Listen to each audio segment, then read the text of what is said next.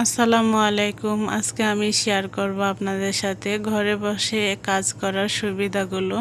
আমি আমার অভিজ্ঞতাগুলো আপনাদের সাথে শেয়ার করব, আর আমি কিভাবে ছোট্ট ব্যবসাটা ঘরে বসে করি ওইটা আপনাদের সাথে শেয়ার করব। আমি একজন টেইলার্স, তো টেইলার সেলাই কাজের পাশাপাশি আমি আমার ঘরে কাপড় রাখছি। এতে করে আমার একটু বাড়তি ইনকাম হয়, শুধু সেলাই কাজ দিয়ে তো হয় না।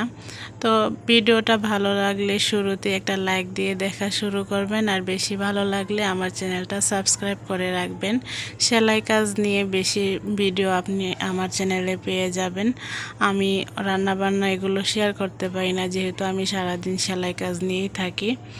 তো আর কথা না বাড়িয়ে মেন কথা বলি, ঘরে বসে কাজ করার সুবিধাগুলো হচ্ছে এই যে আমার ভিডিওতে দেখতে পাচ্ছেন আমার সাথে পিচ্চি, ও কিন্তু আমার সাথেই কাজ করতেছে। আমি যদি বাইরে কাজ করতাম তাহলে এই সময় ও কার কাছে থাকতো। এটা কিন্তু একটা সুবিধা, আমি ঘরে বসে কাজ করতে পারতেছি, প্লাস আমার বাচ্চাও আমার সাথে সময় কাটাইতে পারতেছে।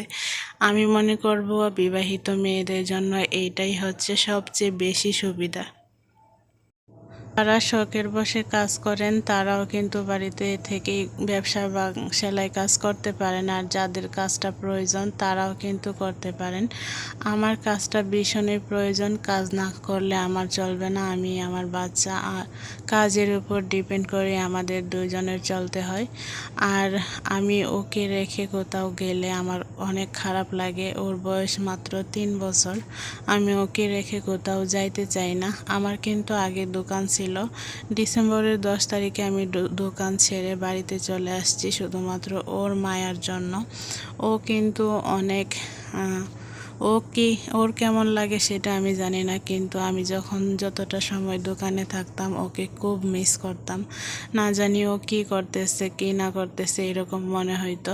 আর দোকানের ডিউটিটা অনেক বেশি, ওই জন্য দোকান ছেড়ে ঘরেই ব্যবসা করতেছি। এতে করে একটু ইনকাম কম হলেও মানসিকভাবে আমি শান্তি পাই, আমার মনে আর এত অশান্তি দুশ্চিন্তা এগুলো থাকে না। এখানে হচ্ছে আমি একটা কাপড় রাউন্ড জামা বানানোর জন্য জামা বানাবো, এটা কেটে কাটার জন্য ভাঁজ দিতেছি। আতে আমার মেয়েও কিন্তু কাটিং করতেছে, ও ছোট্ট একটা কাটার নিয়ে কাপড়গুলো টুকরো টুকরো করতেছে। তো এই যে সময়টা দিনে প্রায় 12-13 ঘন্টা দোকানে থাকতে হতো ওকে ছাড়া। ও আমার আম্মার কাছে ভালোই থাকতো, তারপরও আমি মনকে মানাইতে পারতাম না, ওই জন্য দোকানটা ছেড়ে বাসায় চলে আসছি। যেহেতু কাজ করতে হবে সারা জীবনই, কিন্তু নিজেকে কষ্ট দিয়ে কাজ করতে পারবো না, এইসব চিন্তা ভাবনা থেকে আমি ব্যবসাটা বাড়িতে নিয়ে আসছি। আর নিজেরও একটু রিল্যাক্সের দরকার আছে, দোকানে থাকলে রোবটের মতো চলতে হয়, একদম রেস্ট পাওয়া যায় না, ওই জন্য আমি দোকানটা ছেড়ে দিছি।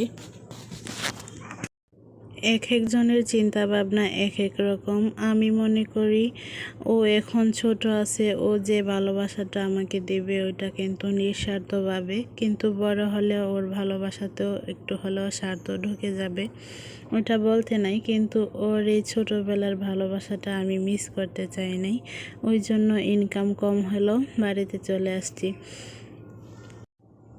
আরও কিছু ছোট ছোট বিষয় আছে, যেমন মনে করেন রান্না বান্নায় সময় দিতে পারতাম না, তারপর দুপুরে একটু ঘুমাইতে পারতাম না, মন চাইলেও দোকান বন্ধ করে কোথাও যাইতে পারতাম না। তারপর আরও অনেক কিছু আছে, সব মিলিয়ে আমি দেখলাম না ঘরে বসে ইনকাম করাটাই আমার জন্য ভালো হবে, ওই জন্য আমি দোকানটা গুছিয়ে তারপর হচ্ছে চলে আসছি। আমার কিন্তু দোকানে মোটামুটি ভালোই ইনকাম হতো, বলতে আমার সব সময় অর্ডার থাকতো। এখন বাড়িতে যেহেতু 1-2 মাস হচ্ছে মাত্র আসছি, 2 থেকে 3 মাস রানিং চলে, তো ওই জন্য ইনকামটা একটু কম, তাও আলহামদুলিল্লাহ। ভিডিও ভালো লাগলে লাইক করবেন, ভালো থাকবেন।